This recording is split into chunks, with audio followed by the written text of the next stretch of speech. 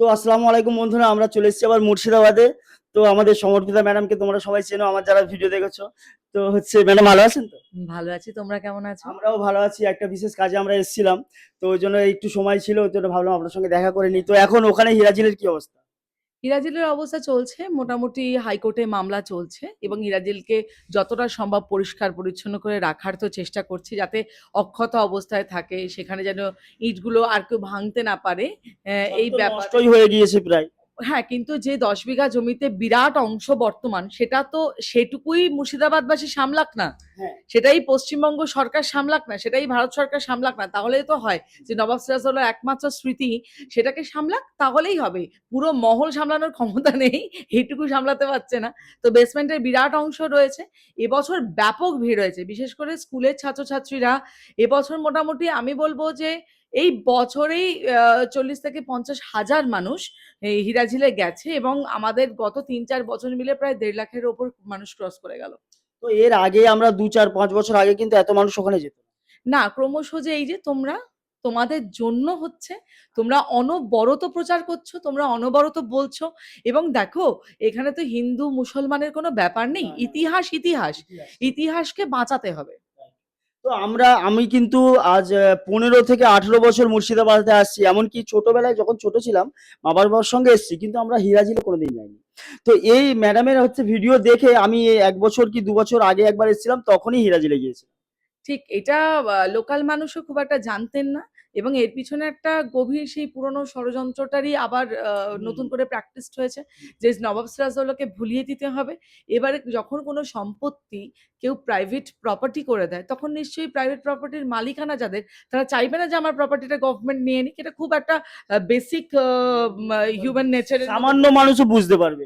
একদম তাই। তো যার জন্যই এটাকে আরো বেশি করে চেপে দেওয়া হয়েছে, আরো বেশি করে ধ্বংস হয়ে গেছে বলা হয়েছে।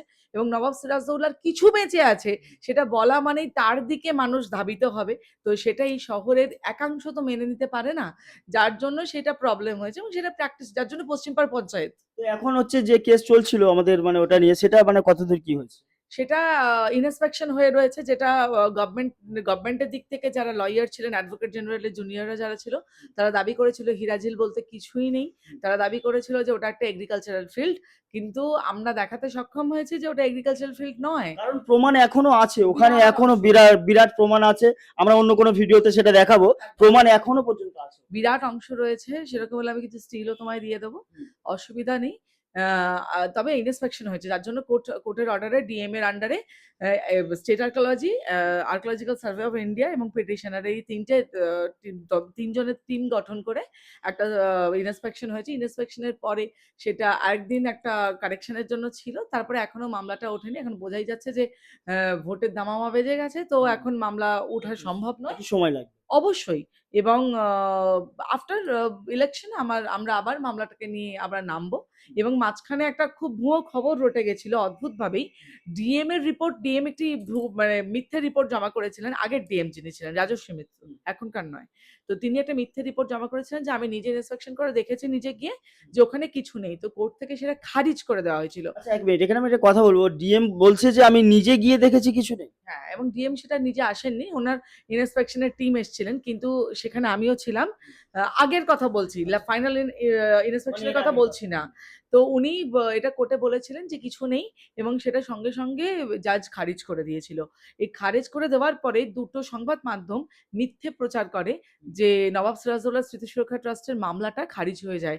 যার জন্য একটা খুব নেগেটিভ এফেক্ট আমার উপর পড়েছিল, কিন্তু ওই দাঁতে দাঁত চিপে লড়াইটা সহ্য করতে আর হচ্ছে। তাছাড়া যেহেতু আপনি সত্যর পথে আছেন, আর ওখানে প্রমাণ আছে, আমরা নিজে গিয়ে দেখেছি, আর এখনো যদি কেউ দেখতে চায় সে এসে দেখতে পারে। একদম তাই। আর এখন এই এই মুহূর্তে যেটা মনে হচ্ছে, সেটা হচ্ছে হিরাঝিল, মানে এখন কি হয়েছে, আগে যেমন একটা মনের মধ্যে খুব ভয় কাজ করছিল যে হিরাঝিলের কি হবে? এখন আর ভয় কাজ করে না। এখন মনে হয় যে আমার যতদিন শ্বাস, আমার ততদিন আস। ইতিহাসে গরমিল জেগে ওঠো হিরাঝিল, জেগে উঠবেই হিরাঝিল।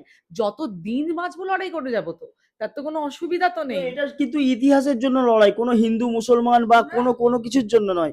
ম্যাডাম যে লড়ছে, নিজেরও কোনো স্বার্থ নেই, তাই না? না। শুধুমাত্র একটা ইতিহাসকে বাঁচিয়ে রাখার জন্য। না, হিরাঝিল, মনসুরগঞ্জ প্রাসাদ বা মুর্শিদাবাদের কোনো হেরিটেজ বা হেরিটেজ সংলগ্ন যে উপার্জন, তার কোনোটার সঙ্গে আমি জড়িত নই। আমার ব্যক্তিগত প্রফেশন দুটো।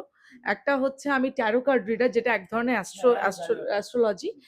আর আরেকটা হচ্ছে আমি বর্তমানে একটা ইত্তার যেটাকে বলে, মানে আতরের ব্যবসা করছি, সবথেকে ইম্পর্টেন্ট জিনিস। আর এরপরে যেটা বলি, যে আতরের বিষয়টা বলি, সেটা হচ্ছে অবশ্যই আমার কোনো কিছুই ইতিহাসের বাইরে হবে না এবং নবাব সিরাজদৌল্লার বাইরে হতেই পারে না। না, একদমই না। আপনার নামের সঙ্গেই আছে, একটু নামটা বলে দিন। হ্যাঁ, আমার নামই তো সমর্পিতা সিরাজ। তো হচ্ছে ম্যাডামের ফেসবুক পেজটা আমি শেয়ার করে দেবো, সবাই একটু দেখে নেবেন। ম্যাডামের নাম হচ্ছে সমর্পিতা, আর উনি প্রোফাইল করেছে সমর্পিতা সিরাজ বলে, মানে হচ্ছে আমাদের বাংলার নবাবের সঙ্গে নিজের নাম জুড়েছে। আর ওনার ভিডিও মানে আপনারা দেখবেন, উনি হচ্ছে প্রায় এখনো সপ্তাহে কদিন যান আপনি হচ্ছে? যাই, মানে দুদিন তো যাওয়াই হয়, কারণ ওখানে 5টা গ্রাম যে দত্তক নিয়েছি। আচ্ছা হ্যাঁ, আর একটা ছোট্ট কথা জানার ছিল, আপনি যে ওখানে এখন পড়াচ্ছেন বা আরো অনেক কিছু আমি ভিডিওতে দেখলাম, ছোট করে একটু যদি বলেন মানে কি কি কাজ চালাচ্ছেন ওখানে? আচ্ছা, প্রথমেই যেটা বলি যে খোশবাগকে কেন্দ্র করে আমি 5খানা গ্রাম, মানে নবাব যে শুয়ে রয়েছেন হ্যাঁ, তার চারদিকে 5টা গ্রামের বর্ডার পড়ছে। হ্যাঁ। হ্যাঁ, মানে পুরো পুরো গ্রাম নয়, বর্ডার গুলো পড়ছে। বাধ্য হয়েছি তার জন্য 5খানা গ্রামই দত্তক নিতে। মানে কিছু গ্রামে কি কি কাজ করাচ্ছেন? মানে আমি গ্রামে দেখলাম তো পড়াচ্ছেন, অনেক কিছুই করছেন, সংক্ষেপে যদি বলেন। যেটা হচ্ছে যে পড়ানোর জন্য আগে তো আমি রাস্তায় বসে পড়াচ্ছিলাম। তাতে ব্যাপক বাধা আসছিল। এবং তিলোত্তমার ঘটনাটার পরে আমি সেই রিস্কটা নিতে পারলাম না। কারণ আমার তো ০.৫ ঘন্টা যেতে দেরি হতে পারে। হ্যাঁ, তখন সেই অবশ্যই। বাচ্চাটাকে নিয়ে কে কি করবে তো আমি জানি না, না। না, না, না, ছোট তার বাচ্চা। জন্য ওই স্কুল, ওখানে যে প্রাইমারি স্কুল রয়েছে চৈতন্যপুর প্রাথমিক বিদ্যালয়, যেটা একদম খোশবাগের সামনে। ওর সাথেই আমরা এগ্রিমেন্টে গেছি যে আপনাদের কাছে এসে আমরা হুম। শেখাবো বাচ্চাদের। তো সেখানে গিয়ে আমরা ক্যারাটে ক্লাস করাই, সংবিধানের প্রিঅ্যাম্বল পড়াই, গান শেখানো হয়, স্বাস্থ্য শেখানো হয়, মুর্শিদাবাদের ইতিহাস শেখানো হয়। সবথেকে বড় কথা এটাই। তো এই কাজগুলো কিন্তু কেউ উদ্যোগ নিয়ে করছে না। এখানের লোক এখানেই বাস করে, তাদের জায়গা জমিতেই বাস করে।